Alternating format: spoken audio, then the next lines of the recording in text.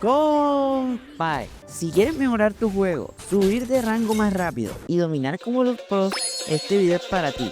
Porque hoy te enseño 5 tips que solo los pros conocen. Así que quédate hasta el final porque el cuarto consejo es el más importante y el que puede cambiar completamente tu forma de jugar. Y sin más, vamos con el primer tip. Así como no elegiste este video porque sí, pues no piques por piquear.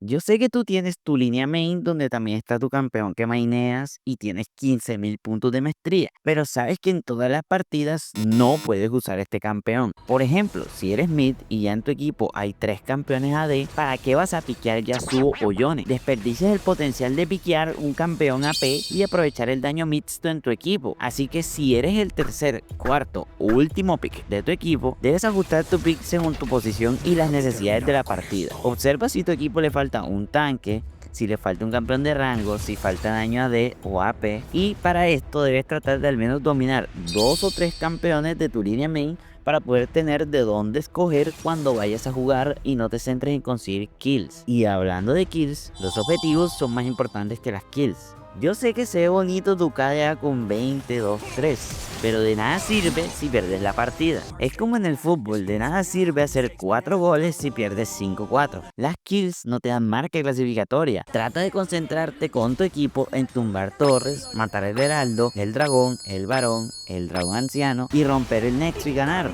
Sencillo, ¿verdad? Y lo más probable es que este consejo ya lo hayas escuchado, pero es tan sencillo y tan perfecto y funciona que te concentres en esto para ganar más partidas, sin descuidar el ajustar la build según la partida. Esto también te hará ganar mucho más, y yo sé que muchos usan las builds recomendadas del top 1 del mundo mundial con 800 puntos de maestría y que obvio lo domina, porque jugará esa vaina 24/7. Y tú usas la misma build siempre que juegas ese campeón. Sin embargo, si juegas contra Mundo o Darius, tienes que comprar heridas graves. Si juegas contra Nautilus o Mordekaiser, tienes que comprar corta escudos. Si juegas contra Maokai o Poppy, tienes que comprar penetración de armadura o de magia si eres AP. ¿Me hago entender? Por algo existe la gran variedad de ítems, runas y builds que tenemos para adaptarnos al enemigo y al tipo de partida. Y si no entendiste nada de lo que acabo de decir, tengo muchos videos donde explico estos conceptos y una playlist para que aprendas a buildearte, la cual está en la tarjeta del video y en la descripción.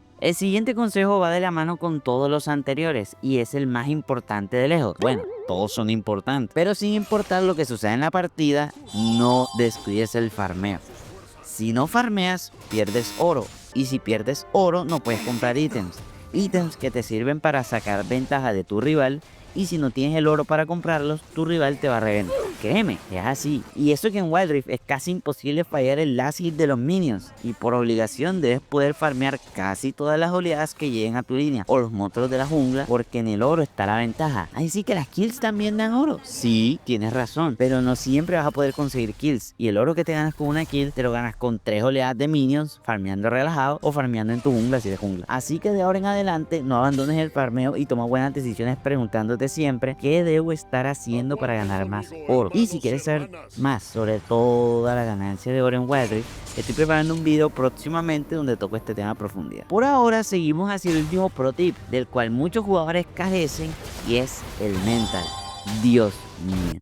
Tienes años de estar jugando el juego y de dominar muchas cosas alrededor de él, pero cuando alguien muere en un tradeo en su línea en early, ya te quieres rendir o te vas a FK. O sea, ¿por qué?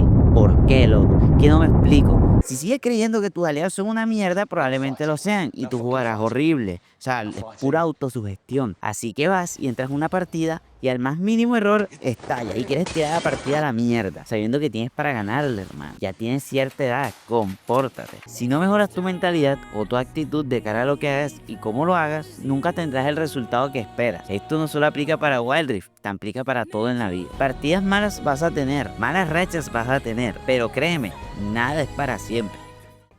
Así que eso es todo, men. Espero te haya gustado el video y apliques estos consejos en tus próximas partidas de Wild Rift para que ganes y llegues a soberano fácil. Y para subir más fácil, te dejo estos videos por aquí para que aprendas a buildearte y seas un crack en todo sentido. Dale like, suscríbete y nos vemos.